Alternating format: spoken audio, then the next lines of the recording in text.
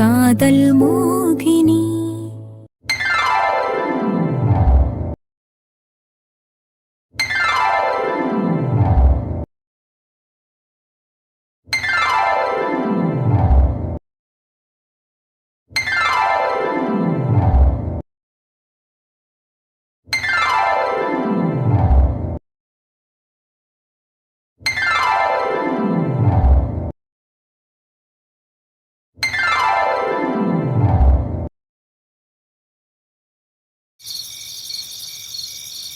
ஏய் மோகனா, இனி வாசலை விட்டு காலை எடுத்து வை. 2 காலையும் உடச்சி போடுறனா இல்லையான்னு மட்டும் பாரு. அப்பா, உடனே எங்கள் கல்யாணத்துக்கு ஏற்பாடு பண்ணு. ஐயோ வீரா, நான் அவ்வளோ சொல்லியும் ஏன் இன்னும் அதே பிடிவாதத்தில் இருக்கிற வீரா? பா, நானே செம்ம கடுப்பில் இருக்கேன்ப்பா.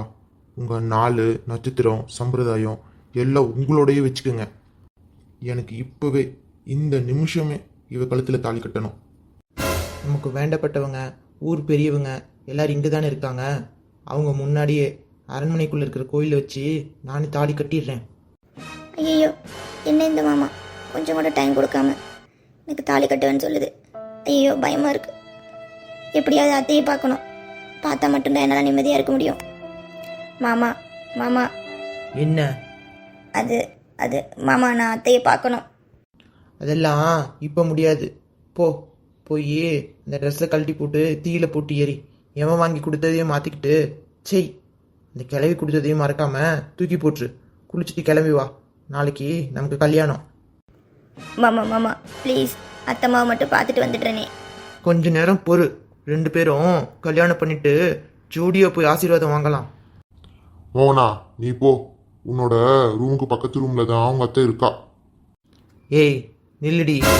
நீ போகணுமா வேண்டாமா, எங்கே போகணும், யார் கூட இருக்கணும்னு முடிவு பண்ண வேண்டியது நான் தான்.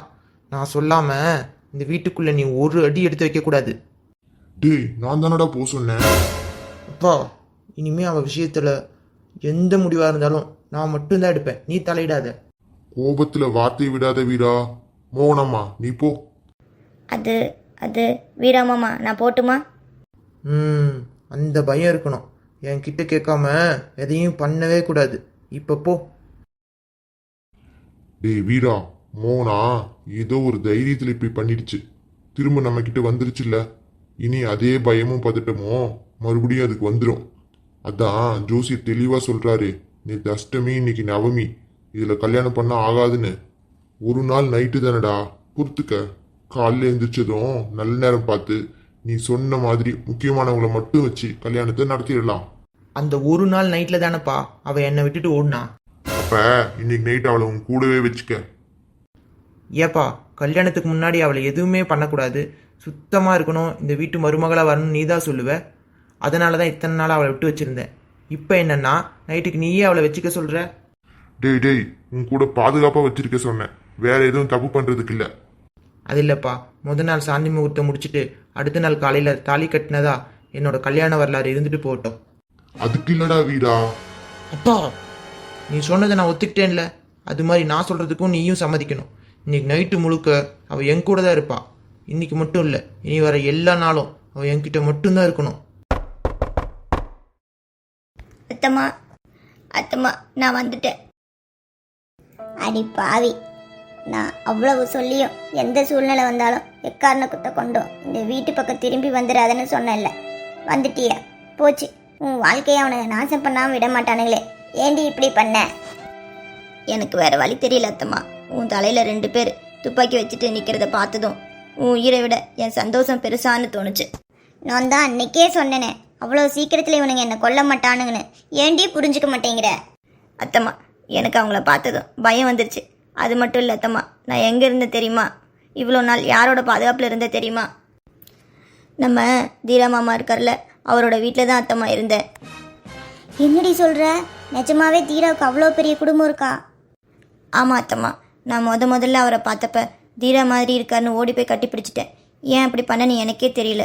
ஆனால் அந்த நிமிஷத்துலேருந்து என் கண்ணு முன்னாடி அவர் தீரா மாமாவை மாதிரி தான் தெரிஞ்சார். நான் ஆபத்தில் இருக்கேன்னு என்னை காப்பாற்ற வந்துட்டாரோன்னு யோசித்தேன்.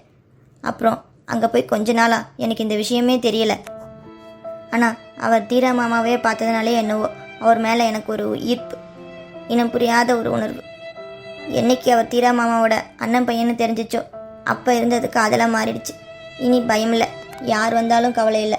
என்னை பற்றின எல்லா உண்மையும் அவங்க கிட்ட சொன்னால் நிச்சயம் காப்பாற்றுவாங்கன்னு நினச்சி அவர்கிட்ட சொல்ல இருந்த நேரம் ஒரு சின்ன தடங்களாகி போச்சு.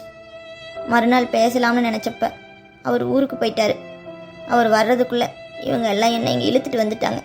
கடைசியில் வாழ வாய்ப்பு கிடைச்சும் அதை தவற விட்டுட்டு இவங்க மேலே உள்ள பயத்தில் கோழை மாதிரி இங்கே வந்து உட்காந்து அழுதுட்ருக்கேன். உனக்கு அந்த பையனை ரொம்ப பிடிச்சிருக்கா மோகனா? ஆமாம் அத்தம்மா, ரொம்ப ரொம்ப பிடிச்சிருக்கு. அவர் கூட இருந்தால் என் வாழ்க்கை முழுமையாக இருக்கும்னு நான் நினைக்கிறேன். ஆனால் அவர் என்னை தேடி வருவாருன்னு தெரியலையே. எனக்கு ஆபத்து இருக்குன்னு புரிஞ்சு எப்படி வருவார்? நீ சொல்கிறத பார்த்தா அந்த பையனுக்கும் உன் மேலே விருப்பம் இருந்திருக்கு. நீயாவது உன் மாமனோட சாயல் இருக்கானேன்னு விரும்ப ஆரம்பிச்ச. ஆனால் அவன் உன்னை பார்த்ததுலேருந்தே உன்னை விரும்பியிருக்கான்னு தோணுது. நீங்கள் 2 பேரும் உண்மையாக ஒருத்தர் நினச்சிருந்தீங்கன்னா அந்த காதலே உங்களை சேர்த்து வைக்கும். கவலைப்படாதடா. இல்லை அத்தம்மா, வீரா மாமா என்னென்னமோ சொல்லுது. எனக்கும் அதுக்கும் இப்போ உடனே கல்யாணமா? சும்மாவே என்ன மாமா என்னெல்லாம் பண்ணணும் உனக்கு தெரியும். இப்போ கல்யாணம் ஆயிடுச்சு, எல்லாம் போச்சு. எனக்கு ரொம்ப பயமாக இருக்கு அத்தம்மா.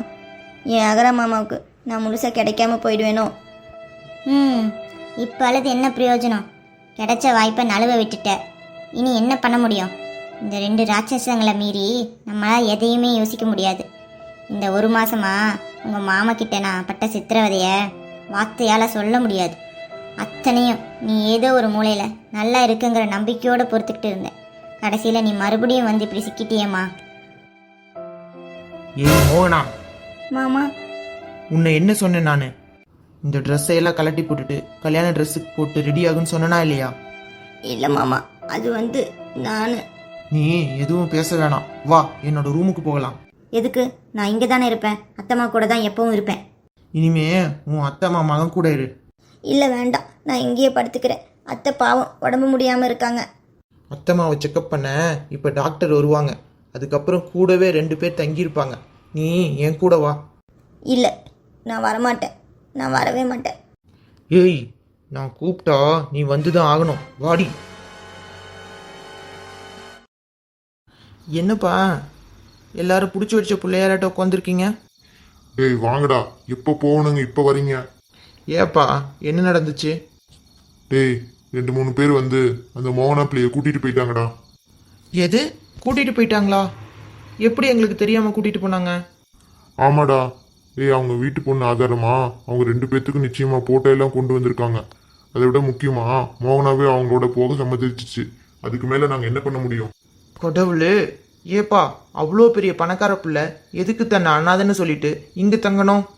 அவனுங்க மேலே ஏதாவது தப்பு இருக்கலாம்ல, இப்படி அசால்ட்டாக விட்டுட்டீங்களே. டேய், எங்களுக்கும் அது புரிஞ்சுது. அவங்க வந்ததுலேருந்து அந்த பொண்ணு முகமே சரியில்லை. நாங்களும் எப்படியோ கேட்டு பார்த்துட்டோம். அவங்களோட போகிறேன்னு ஒரே பிடிவாதமாக கிளம்பிருச்சு. என்ன பண்ண சொல்கிறீங்க?